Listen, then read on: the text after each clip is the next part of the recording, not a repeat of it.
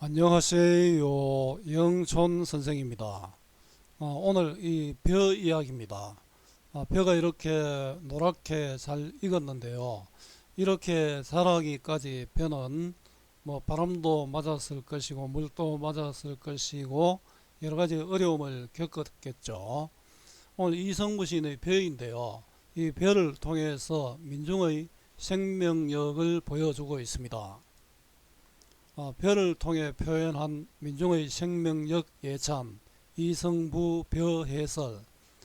겸손한 자세로 이웃과 더불어 살고 서러움을 달랠 줄도 노여움을 사귈 줄도 알고 잘못된 사회 현실에 대해 저항할 줄 알고 고난과 시련에 맞서 당당히 일어설 줄 안다.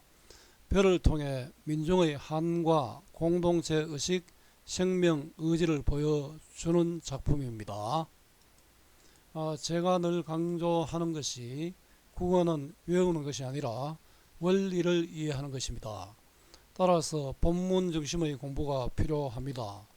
문제풀이 중심 공부는 거의 실패합니다. 국어는 정답을 찾는 것이 아니라 주어진 상황에서 알맞은 답을 찾는 것 꼭 기억하세요. 이 작품은 벼의 다양한 모습을 통해 이 땅에서 살아온 민중의 한과 공동체 의식을 형상화하고 있습니다. 의나와 비유, 상징 등의 기법을 통해 벼의 생장과 수확의 과정을 그리는 동시에 민중이 지닌 기질과 특성을 예찬하고 있습니다. 1970년대라는 그늘진 한국의 현대사를 경험한 작가는 전쟁과 독재 체제, 산업화의 그늘 속에서 희생적인 역할을 감당해야 했던 민중들에 대한 깊은 관심과 사랑을 시로 담아내었습니다. 벼의 희생을 거쳐 새로운 벼가 탄생되듯이 쓰러짐이 끝이 아니라 새로운 시작임을 민중들은 알고 있습니다. 그래서 그들은 서로의 처지를 이해하고 서로의 아픔을 위로하는 삶의 동반자로서의 공동체 의식을 강화함으로써 역사의 주체로 일어설 수 있는 강한 힘을 얻게 되는 것입니다. 민중의 유대와 강인한 생명력 예찬을 보여주는 이성부 시인의 벼 해설입니다.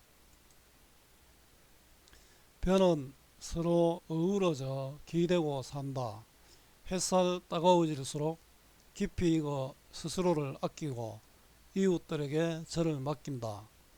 서로가 서로의 몸을 묶어 더 튼튼해진 백성들을 보아라.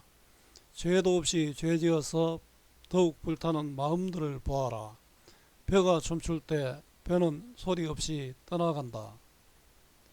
벼는 가을 하늘에도 서러운 눈 씻어 맑게 다스릴 줄 알고 바람 한 점에도 제 몸의 노여움을 덮는다. 저의 가슴도 더운 줄을 안다. 벼가 떠나가며 바치는 이 넓디 넓은 사랑, 쓰러지고 다시 일어서서 드리는 이 피 묻은 그리움, 이 넉넉한 힘. 이성부 벼 해설. 벼는 서로 어우러져 기대고 산다. 아까 앞에 사진을 보면은 벼들은 서로 어울려서 서로 기대어 있는 그런 모습을 볼 수 있었습니다.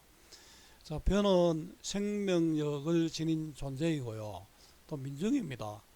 우리 역사의 주인공 민중이고요. 자, 이 벼들이 서로 어우러져 기대고 산다는 것은 공동체적 유대감을 가지고 산다는 것이죠. 혼자 사는 것이 아니고 서로 어울려 산다는 그런 뜻입니다. 햇살 따가워질수록 햇살은 벼에게 가해지는 외압이죠. 사실은 햇살이 강해야 벼가 익지만은 여기서는 그런 의미가 아닙니다. 시련과 고통입니다. 자, 이 햇살이 따가워질수록 벼는 잘 익죠. 그래서 이제 벼를 내적으로 더 성숙하게 만드는 그런 존재입니다. 깊이 익어 스스로를 아끼고, 자, 벼가 이제 아주 어려운 상황이잖아요. 부정적 상황에서 스스로 익어서 스스로 깊이 익어서 스스로를 서로 아낀다. 부정적 상황에서 보여주는 긍정적인 태도죠. 벼들이 서로를 아껴준다 이런 뜻이죠. 다시 말하면 민중들이 서로를 아껴준다는 그런 뜻입니다. 이웃들에게 절을 맡긴다. 그 서로 의지하는 모습. 벼는 한 삭이 있는 게 아니고 전부 다 묶어져서 이렇게 같이 자라죠. 고난 속에서도 서로 어우러져 살아가는 벼입니다.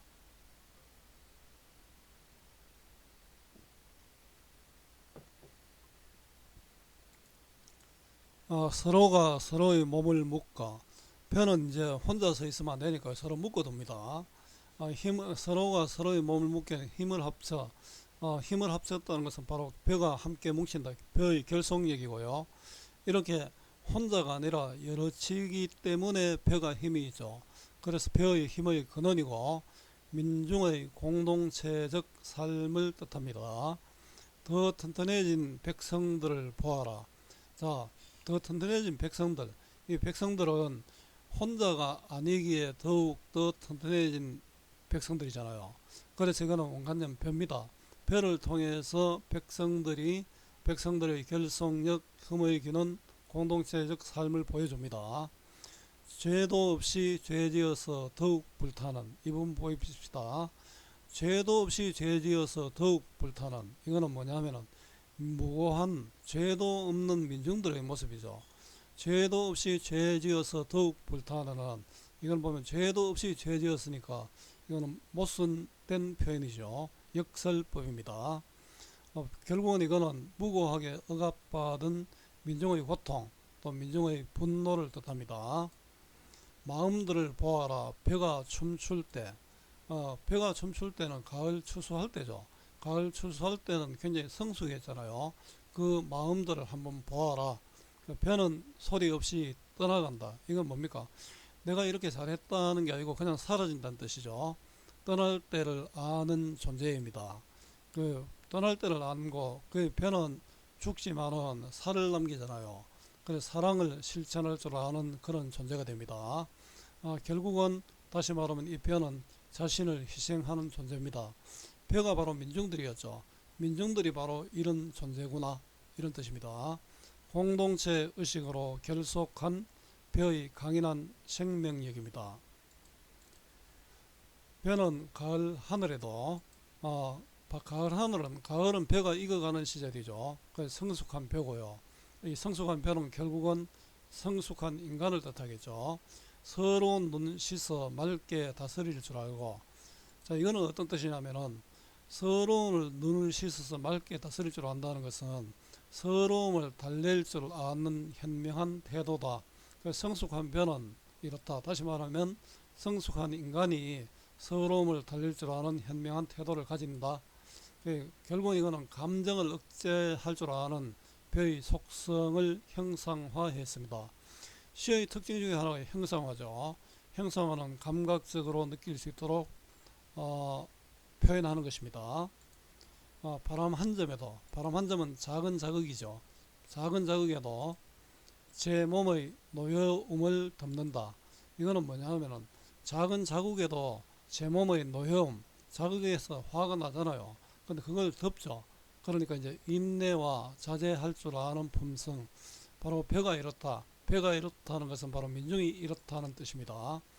결국 이 부분은 다시 말하면 자연에 순응하는 모습이고요.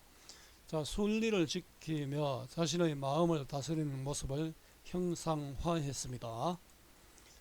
시의 특징 중에 형상화, 운율, 또 함축성 이런 등등이 있죠.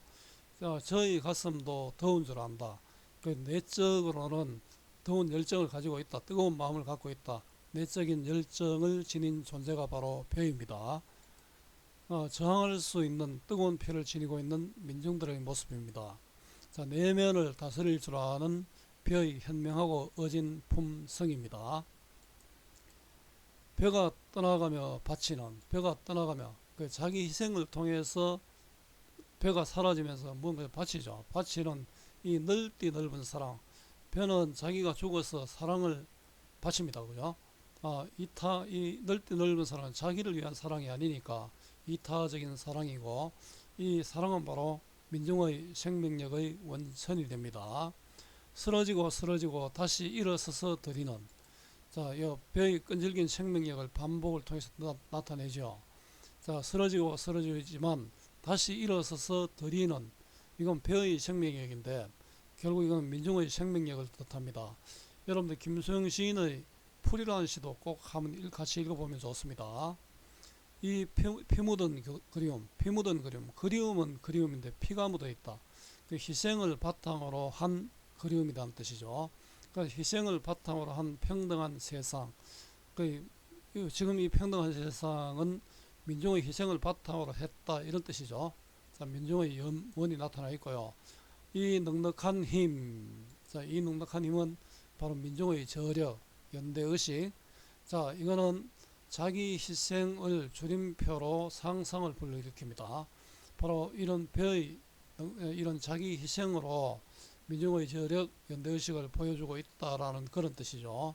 자, 벼의 희생적 사랑 예찬입니다.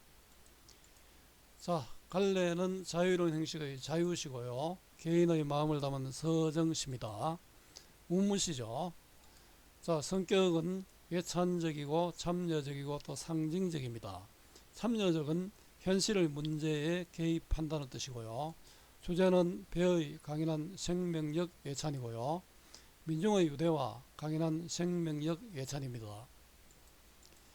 자, 특징은 벼라는 소재를 통해 민족, 민중의 공동체 의식을 나타낸 작품으로 비유와 상징적 표현으로 주제를 형상화했습니다.